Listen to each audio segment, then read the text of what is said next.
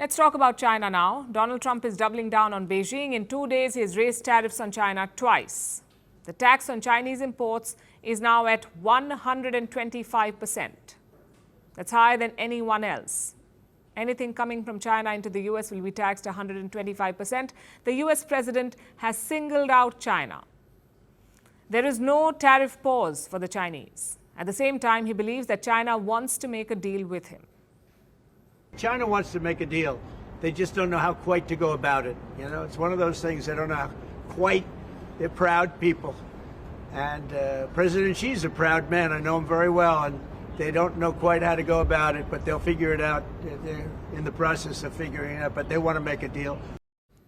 So Trump has not given up hope. He believes China does want to make a deal. But Xi Jinping doesn't know how to ask. That may or may not be the case.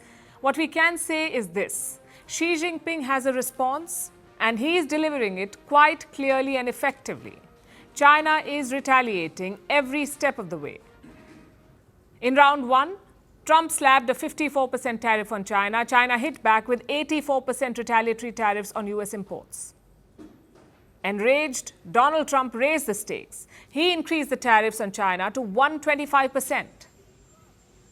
But Beijing remains undeterred. It is fighting back in multiple ways, some symbolic, others substantial.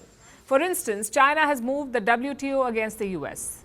That's the World Trade Organization. Its mandate is to enforce international trade rules, but in recent years, its limitations have become quite obvious. So China's appeal may be just to make a point. The WTO may not be able to help them very much. The second move from Beijing is this. It is punishing American businesses.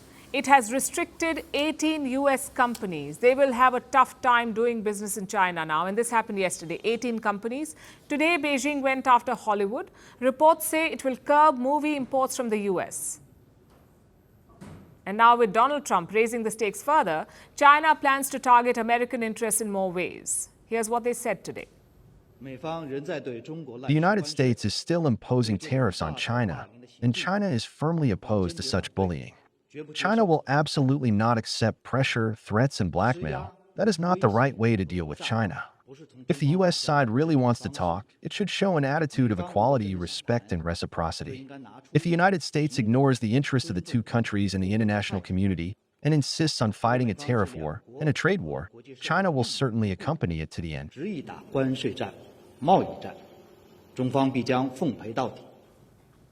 will fight till the end. They're calling Trump's actions blackmail. What about Trump's offers to make a deal? Does Beijing want to work something out? Here's what China's Commerce Ministry, here's how they responded to the question. China's position is clear and consistent. The door to talks is open, but dialogue must be conducted on an equal basis with mutual respect. China will stand by its position until the end. Pressuring, threatening, and blackmailing are not the correct ways to deal with China. We hope that the U.S. will work with China.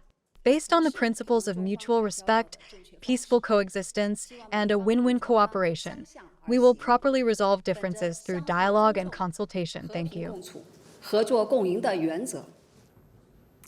China says it is open to dialogue, but it doesn't trust the U.S. It doesn't believe that Trump will negotiate in good faith. It's a bit rich coming from China, but I guess that's how karma works. Unfortunately, this deadlock hurts the rest of the world too. Because the US and China are the world's two biggest economies, their clash will have a lot of collateral damage. The US is the biggest importer of goods in the world. China is the biggest exporter. Unlike other countries, Trump has not given China an out. Neither has Beijing shown any sign of stepping back. It is preparing for the long haul, complete with a trade war toolkit. China is basically working on two fronts. One, stabilizing its economy. Two, raising pressure on the US. At home, Beijing is working to calm the stock markets. And for this, it has mobilized state-owned enterprises, SOEs. They're very big in China. When Chinese stocks fell after Trump's announcement, these state-owned enterprises bought shares to keep prices stable. China's Reserve Bank is also doing its bit. It has allowed their currency, the yuan, to weaken. And how does that help? It makes Chinese exports cheaper. It negates the impact of the tariffs to a certain extent. Beijing is also trying to control the narrative. Chinese censors have been selectively, of course, censoring posts online about Trump's tariffs and the larger trade war. Posts that target and criticize the US are being allowed. The ones that discuss Trump's tariffs in details are being removed. The idea is to shape public sentiment in favor of China and paint the US in poor light. So that's the domestic response. And in the days ahead, China could take more targeted steps. It could hit US agricultural imports. That's a key part of Trump's support base. The US financial services sector could also be in the crosshairs. This includes American investment banks and asset management companies.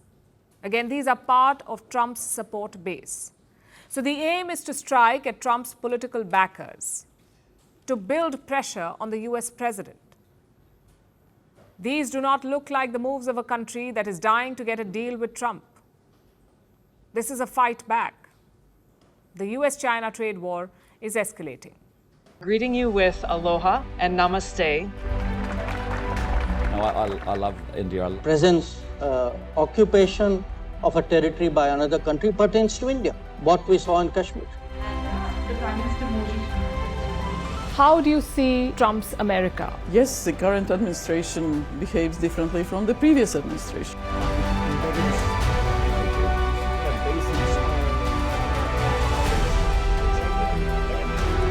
Are you saying that there are foreign powers who are trying to bring down the current government in Syria? Exactly. Iran, maybe Russia too. Prime Minister Modi committed to South-South, cooperation. Not over 50%. Is Ukraine prepared to pay the price for that peace? No compromises at the cost of territorial integrity and sovereignty.